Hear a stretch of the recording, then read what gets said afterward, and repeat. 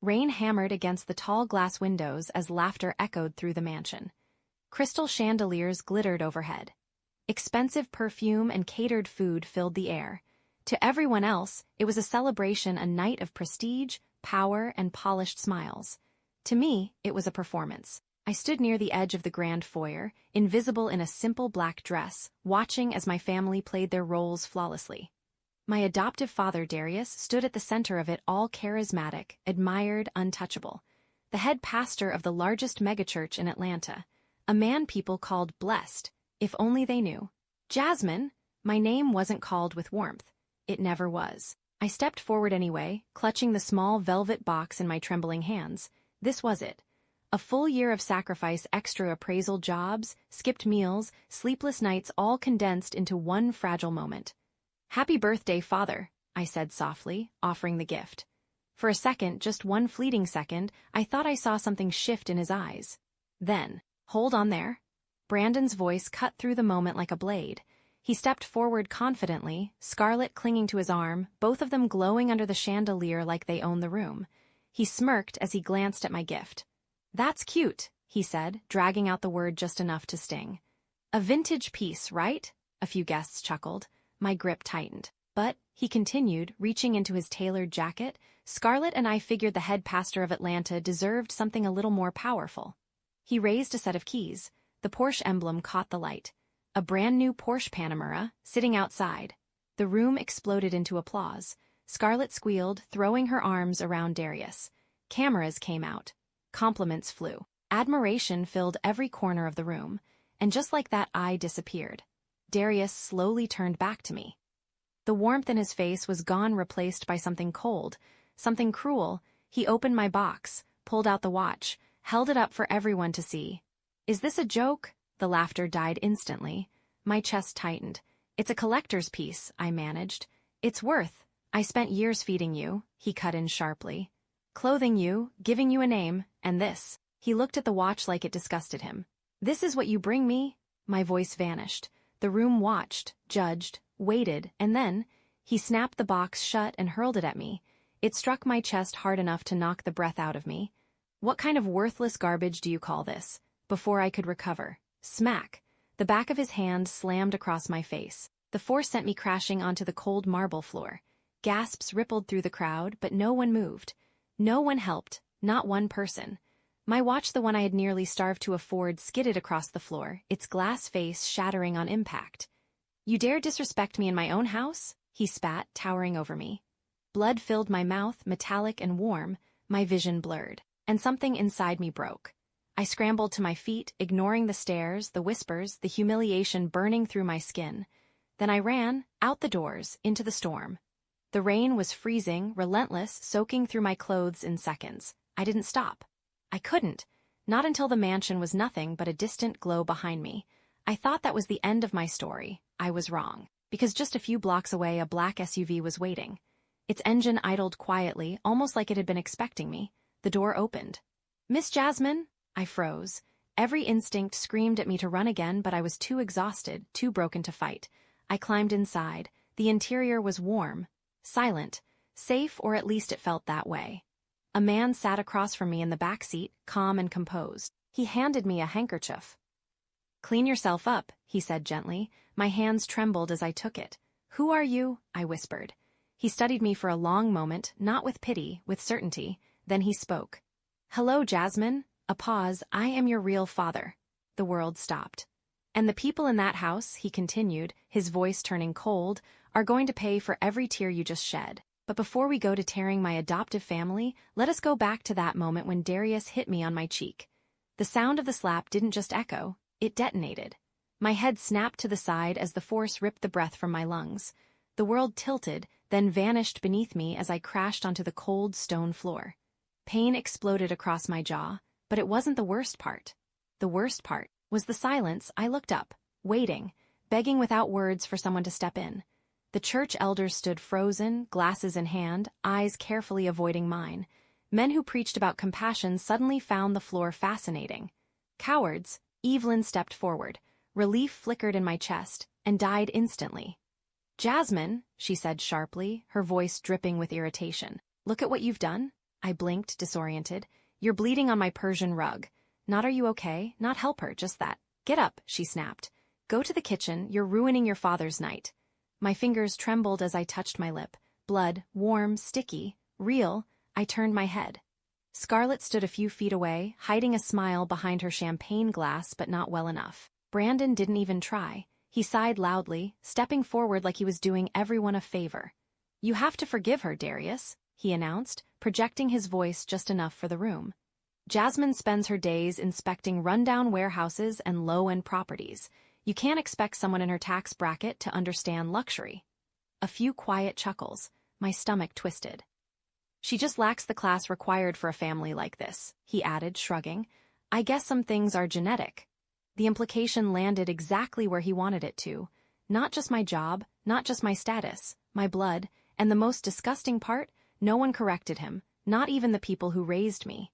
Darius lifted his hand again, but this time he pointed. At the door. I don't want to see your face for the rest of the evening, he said coldly. Get out. His eyes locked onto mine, empty, final.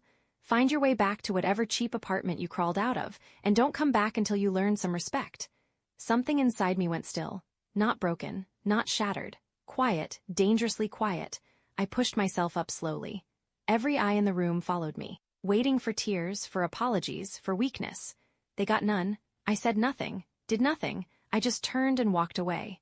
The rain hit me like needles the second I stepped outside. Cold, relentless, cleansing. I walked down the long, winding driveway without looking back.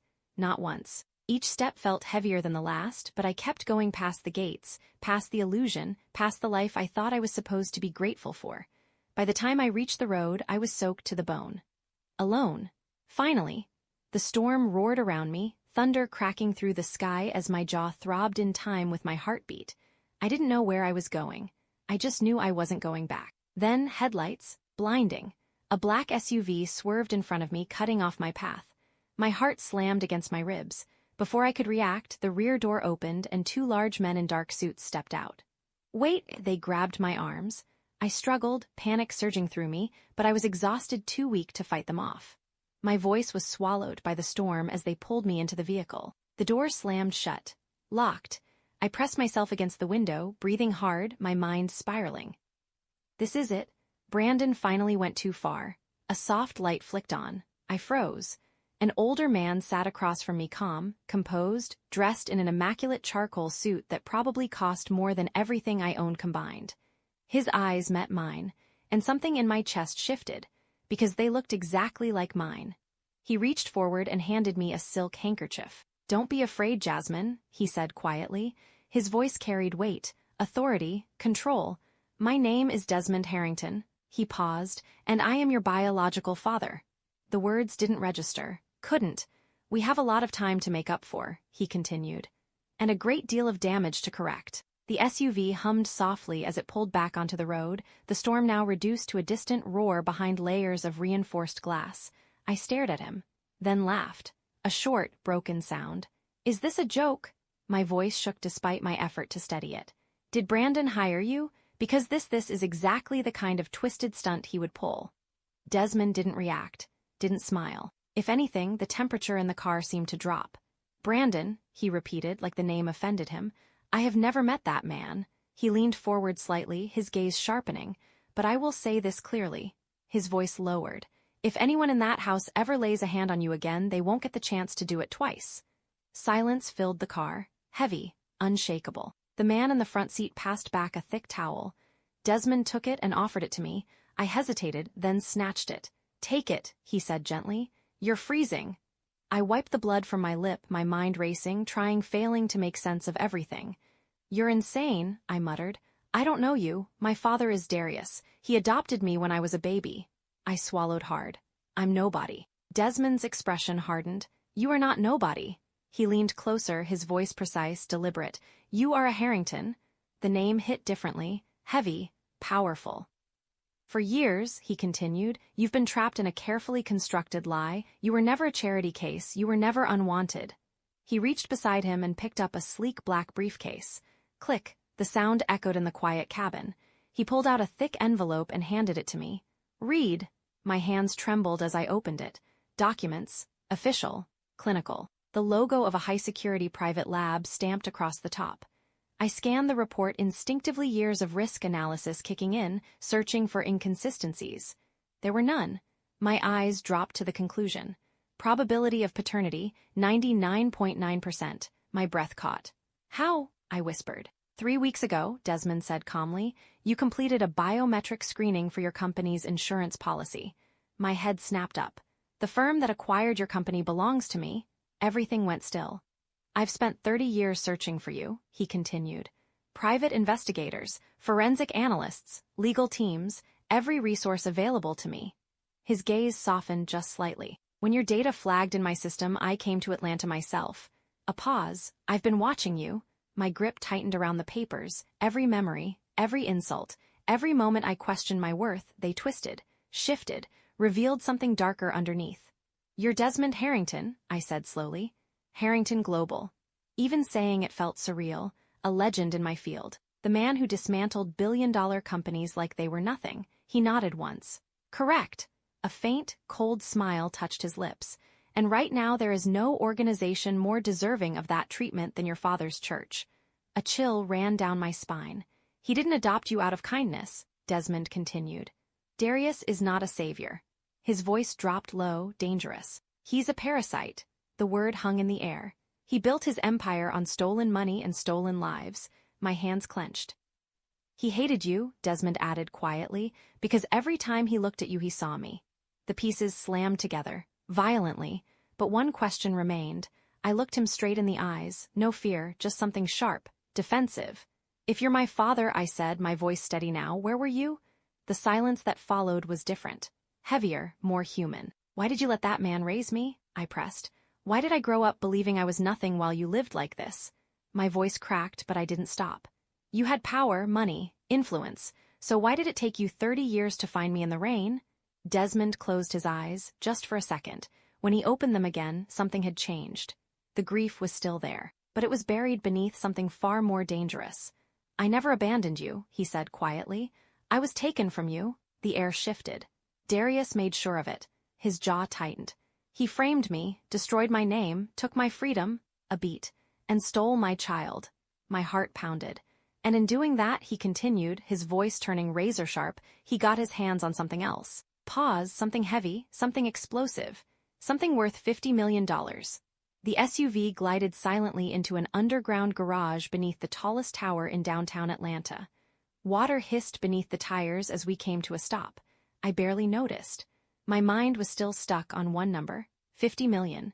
We stepped into a private elevator. It rose smoothly, almost too quickly, as if the world below was something meant to be left behind. When the doors opened, I stepped into another reality. The penthouse stretched wide and immaculate floor-to-ceiling glass, revealing the storm-washed skyline. Lightning flickered in the distance, but up here it was quiet.